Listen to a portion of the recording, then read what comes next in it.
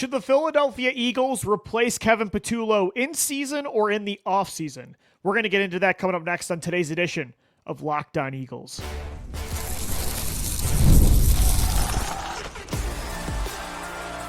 You are Locked On Eagles, your daily Philadelphia Eagles podcast. Part of the Locked On Podcast Network, your team every day. Thanks so much for making Locked On Eagles your first listen each and every day. And thanks for making the Locked On Podcast Network the #1 sports podcast network. I'm your host, Louis DiBiase. Today's episode is brought to you by FanDuel. Right now, new customers can bet just $5. And if your bet wins, you're going to get $300 back in bonus bets to use across the entire app. I think we all know that Kevin Patullo is not long for the Eagles offensive coordinator position. I do not think that he is the long-term play caller for Jalen Hurts. Through 11 games, I think that's set in stone. Maybe it's not for Nick Sirianni, but I think that's concrete for fans, for analysts, for probably Jeffrey Lurie and Howie Roseman, and that will be enough to make a change. Does that mean Nick Sirianni will go with him after this year? I'm not sure about that. We've seen these kind of power struggles before with Chip Kelly and Doug Peterson regarding these things. But the fact of the matter is, I do think Kevin Patullo cannot be the play caller again in 2026. So now that is, to me, like understood. I think that's like the consensus that we all can agree with. Now the decision becomes, do you move on from Kevin Patullo during the regular season in 2025, or do you move on in the offseason? What will happen versus what should happen. Let's get into first what will happen. What will happen is that Kevin Patullo is going to be the Eagles play caller, I think, personally, for the remainder of the season. I do not think Nick Sirianni, after hearing his press conference this week, talk about how he has not even considered making a change, and knowing how Patullo has been his guy since 2021, and Sirianni handpicked Patullo this season to replace Kellen Moore as the play caller without even interviewing a single candidate outside of the organization. I cannot foresee a change happening this year. Now, what should happen? Should he move on from Patullo this year, or should it be in the offseason? I've been kind of going back and forth with it since watching that Cowboys game. I think they should do it next year, because looking back at what happened in 2023, when Sirianni made an in-season firing for Sean Desai to be removed as the defensive coordinator that year, I think that really backfired.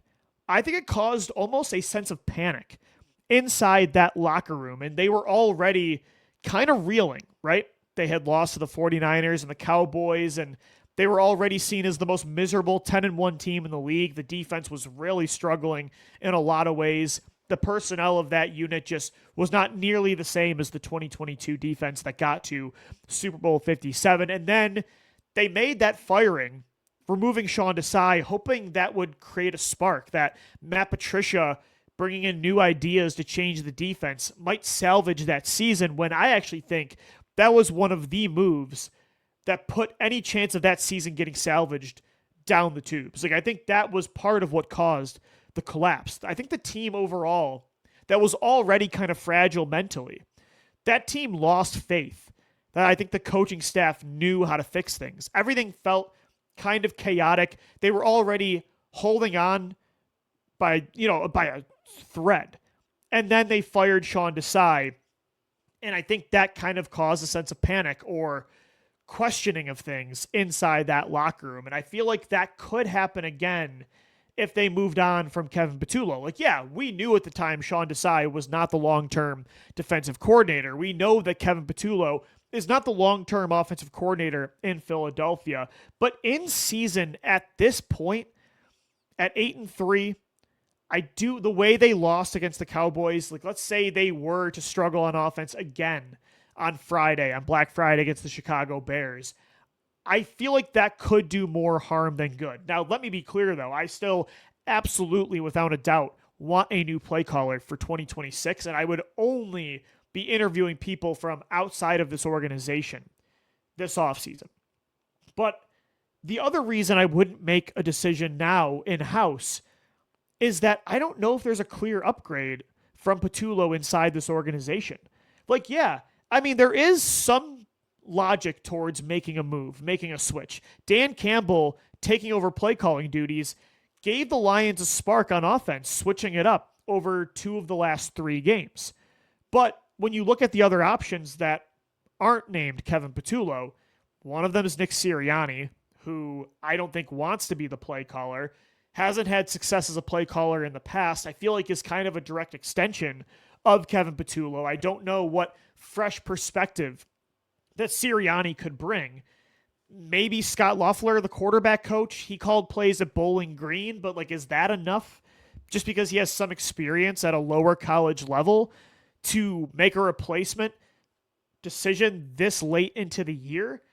It's a risky play. Like, again, it could do more harm than good like it did in 2023. Maybe it gives you that Lions-like spark, but if there was another clear and obvious option, I might change my mind, but I just don't see that guy in-house. The only one that I would maybe consider is Parks Frazier, who he coached at Miami last year. Maybe he has some better ideas of how to get easier yards in the quick passing game going on first and second down. He's somebody that worked with Mike McDaniels and the Dolphins last year. Like, Frazier is one guy that I could see that happening. I would be okay with the logic of that decision. But no, I don't think Nick Sirianni should take over play calling duties like Dan Campbell did. I don't think Scott Loeffler is really going to bring this brand new, fresh perspective that's going to change everything just because he called plays at Bowling Green. Frazier is the one guy that if they did it, that would be my vote of who to call plays. Because, again, you look at the Miami Dolphins offense, they are very good at creating run-after-the-catch opportunities, getting easy, schemed-up yardage through the passing game, kind of like Kyle Shanahan's offense does, like Andy Reid's offense does. It's almost an extension of the run game, how they throw the football behind the line of scrimmage, crossing patterns, mesh concepts, the screen game, which is non-existent in this Eagles offense. Frazier is one guy, and it was just 1 year in Miami. Before that, he was in Indianapolis and was somebody that used to work with Nick Sirianni, but he's one guy that might have a different perspective that could really help what is a big issue of the Eagles offense right now, which is the quick passing game. Right now, they are very dependent on an all-or-nothing approach when they're throwing the football. It's either a huge explosive play, or it's a check down, it's a throwaway, it's a sack. The run game not being the consistent part of this unit has made for a very inconsistent, all-or-nothing type of offense. And so how else can you create consistent yardage so you're not playing from behind the sticks on second and third down? Quick passing. Frazier is the one guy I could see maybe being an upgrade in that department. But overall, like, I just don't see it on the staff currently at this time. And I think it's a risky play. So although Patullo to me is not the guy moving forward, and I do think he is hurting this football team and holding them back on offense, they are still 8-3. I do think if the offensive line can get healthy and they can find a way to get this run game back on track, they still have the personnel to do enough to win a Super Bowl with the way that this defense is playing and with how clutch that this offense can be most of the time late in games, even this year. So that's my take on it. I would replace Patullo in the offseason, but if they decide that one of these guys could provide a spark, like, I'm not going to freak out. Kevin Patullo is not my guy. Like I said, I do not believe that overall he is the long-term answer at offensive coordinator, at play caller. This is a big game for him, a big game for the Eagles offense in general against the Chicago Bears on Black Friday. And I think this is the game the Eagles cannot make mistakes. I'll tell you why coming up next right here on Locked On Eagles. Today's show is brought to you by our friends over there at Peloton. Look, folks, it's time to break through the busiest time of the year with a brand new Peloton cross-training Tread Plus that's powered by Peloton IQ. It's Peloton's most elevated technology and equipment yet that gives you real-time guidance, and it gives you endless ways to move, whether you want to work out by yourself or if you want to work out with your favorite instructor, like my personal favorite, Alex Toussaint. He always gets me fired up to tackle the day. And the thing I like about Peloton, it helps me achieve more in less times. They have features that help you plan, stay motivated, track your progress, and Peloton IQ also provides personalized workout plans and recommendations. That's something that I use right now during the busiest time of the year covering the NFL. They plan my workouts for me based on my mood, my vibe, and also my favorite instructors. So make sure you check it out and use it because it also helps you correct your form in real time and it maximizes your reps. It counts your reps so that you can do it smarter, safer, and more efficient. Let yourself run, lift, flex, push, and go. Explore the new Peloton cross-training Tread Plus at onepeloton.com. Thanks as always for making Locked On Eagles your first listen each and every day, and thanks for making Locked On Now the #1 sports podcast network. Eagles Bears Black Friday, a battle of two 8-3 teams. It's crazy. We've been talking about competing with the Rams, the Lions, the Packers, the Buccaneers for the #1 seed in this conference, and yet Chicago suddenly is 5 games over 500, and they're only a game back from the #1 seed. And this is the last game that the Eagles can make sure they now dominate the head-to-head tiebreakers. They control all of them. So that's why this game is really important against the Bears, whereas if Chicago gets a win, that's huge. They'll jump you as the #2 seed in the NFC. You drop down to 3, and eventually you're going to have to go on the road at that point in the postseason. So I think getting this win is really crucial. And it's not just because of the 1 seed.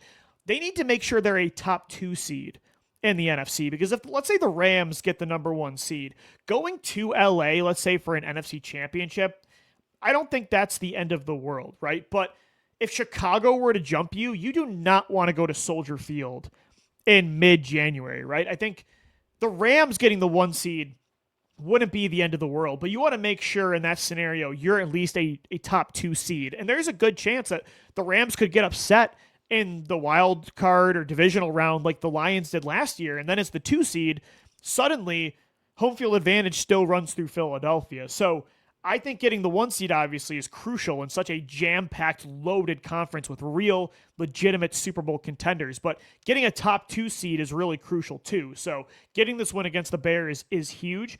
And I think this game, like I've kind of rolled my eyes at how much this team has harped on not turning the football over. I think they've taken it so far that it's almost become a detriment. Like, yeah, not turning the ball over normally leads to wins, especially when your defense is as good as it's been, and the run game last year was as good as it's been. The passing attack just not being overly aggressive was smart.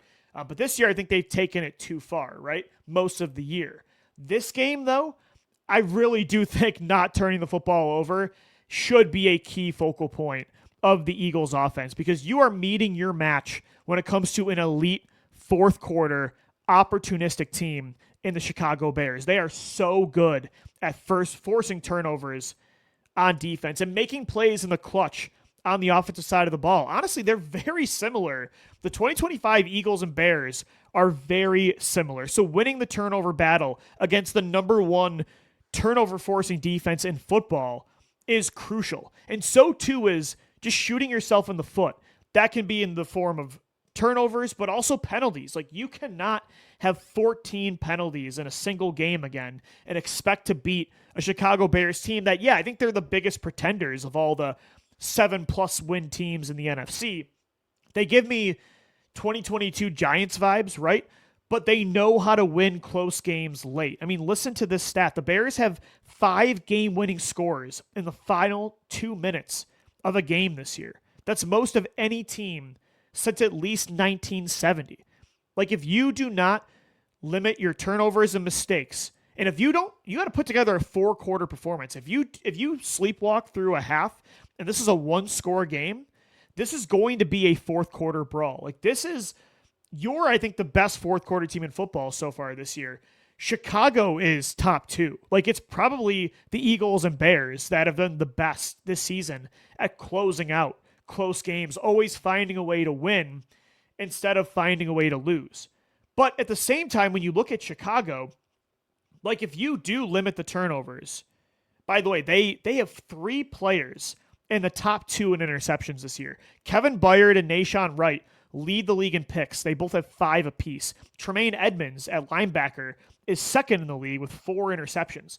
14 picks combined between 3 players. Plus, they added Chauncey Gardner-Johnson, who we all know is a playmaker at safety. So if you can limit the turnovers, limit the penalties, and finally put together a 4-quarter performance, you will win this game. Just don't play the Bears game. If you play the Bears game and they get you in the fourth quarter late, they're going to have as good of a chance as you. But if you do put together a consistent game plan for 4 quarters where you're not turning the ball over, you're not making mistakes and playing behind the sticks, I think there's also a scenario where the Eagles win this game pretty comfortably. Like, their defense, they give up yards through the air and on the ground. On offense, like, yeah, they're very explosive. There's been some games where Caleb Williams has 3 to 4 passing touchdowns, and they've got a lot of weapons. DJ Moore, Rome Odunze, Luther Burden, Colston Loveland, Cole Kmet, former Eagle DeAndre Swift. Like, they have a good offense, but when you look at it, it hasn't been very efficient. Caleb Williams is averaging under 60% completion percentage throughout the season, 59.2% to be exact, 16 touchdowns to 4 interceptions. Like, he's been really good in the clutch. He's been an explosive player, but he's inconsistent. So if you don't play that brand of football with them and you don't play their game and they catch you in a trap late, the Eagles should win this game pretty handily. But this is the matchup more than any of the 2025 season where you cannot play the way you did in the fourth quarter against the Dallas Cowboys. You cannot have 2 fumbles. You cannot have 14 penalties combined in all 3 phases. Like, that's not going to work. The Bears will get you in that scenario. Put together a complete game. Don't make mistakes, which has been a thing the Eagles are really good at this year from a turnover perspective. If you can do that like you've been doing all year against Chicago, I think you're going to win this football game. And it's a really important matchup. Like I said, if the Bears jump you, you do. I know the Eagles won in Soldier Field, wild card round 2018, the double doink of Nick Foles. Like, that was a hard-fought battle. And the Eagles, this Eagles team, I think, is built to win anywhere.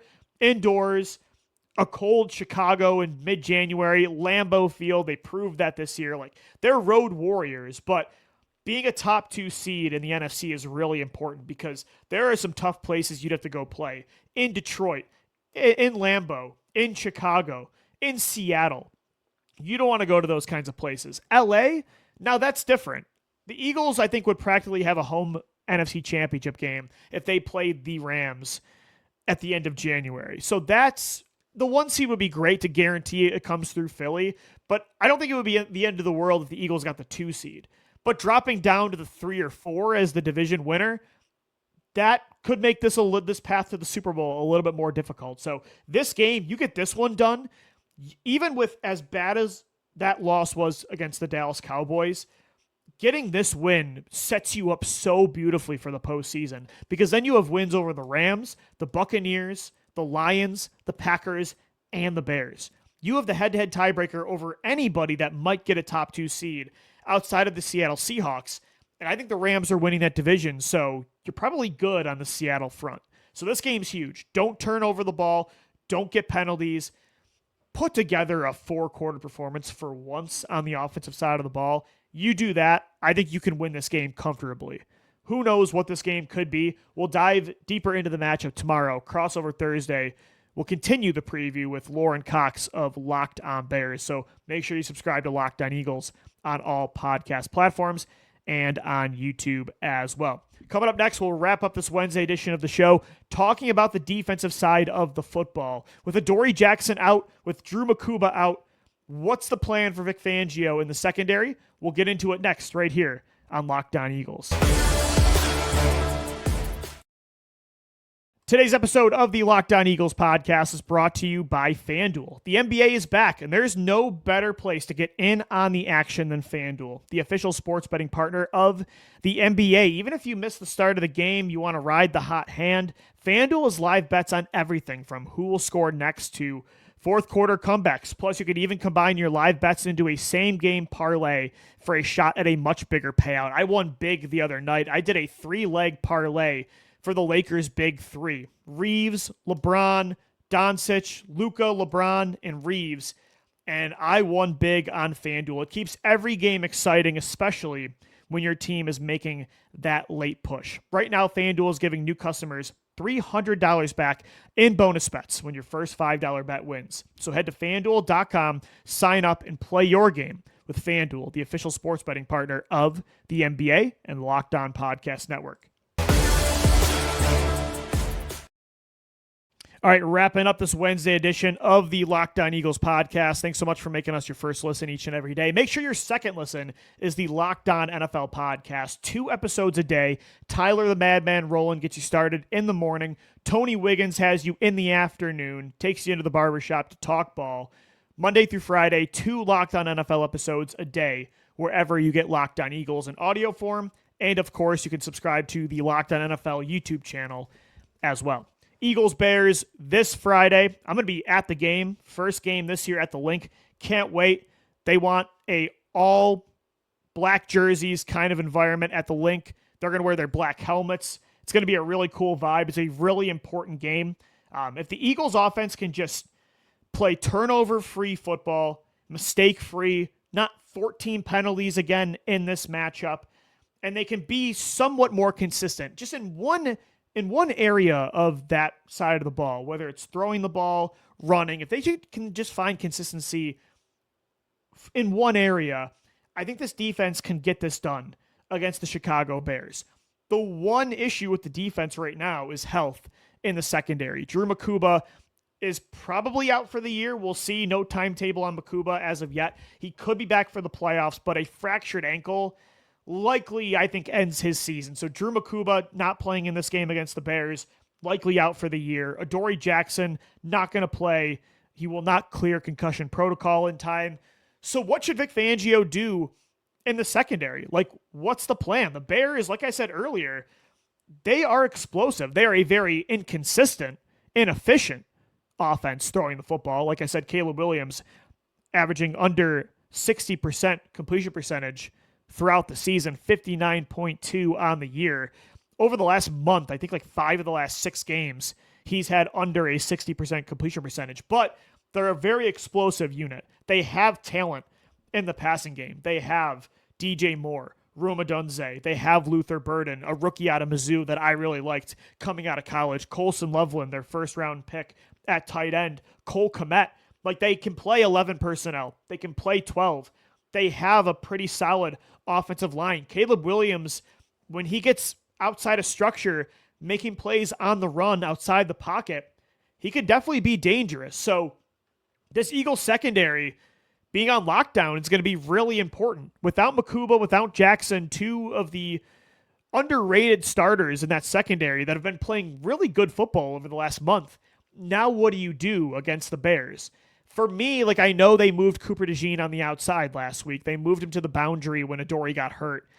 That did not go very well. And now George Pickens is just making everybody look like a fool this year.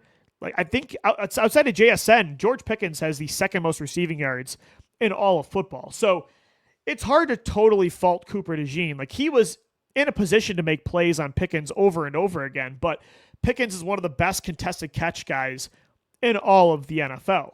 So Coop wasn't great on the boundary. A lot of that was the matchup, but I still would not probably put him out there against the Bears. I know Keely Ringo is a liability, and he came in for, it felt like, 1 play last week. Instantly got a pass interference call that set up the Cowboys for a touchdown. But I probably would this week put Ringo or Jacorian Bennett on the boundary and keep DeJean in the slot. Coop can play the boundary, but I feel like you're weakening 2 positions there. Instead of having an elite player in the slot and an okay player on the outside, you have a good player on the outside. Like, Cooper DeJean's a good boundary corner, but then you're kind of shaky in the slot. So I think you're downgrading. You're not downgrading on the outside going from, Jackson to DeJean, but it's kind of a wash on the boundary, a little bit of an upgrade, whereas the slot, there's a really big regression there. Like, Michael Carter, I don't really trust to play in the slot against a Bears team that has a lot of weapons that play inside. DJ Moore plays a lot in the slot. I think Odunze plays a lot inside. They have 2 good tight ends, like I said, Kmet and Loveland. Luther Burden, they kind of rotate those guys in at that, Y position. So They have a big Y package. They have, run after the catch, fast guys that can play inside too. I would much rather have DeJean's versatility inside than push him to the outside and have Michael Carter playing in the slot. Carter was not great against the Cowboys. I'd much rather have Carter be like your emergency third safety right now at this point. He was taking fourth safety reps behind Mukuba, Blankenship, and Brown before Mukuba got hurt. Carter, to me, would be that third safety up. But the good news is Reed Blankenship is going to play in this game, according to Vic Fangio.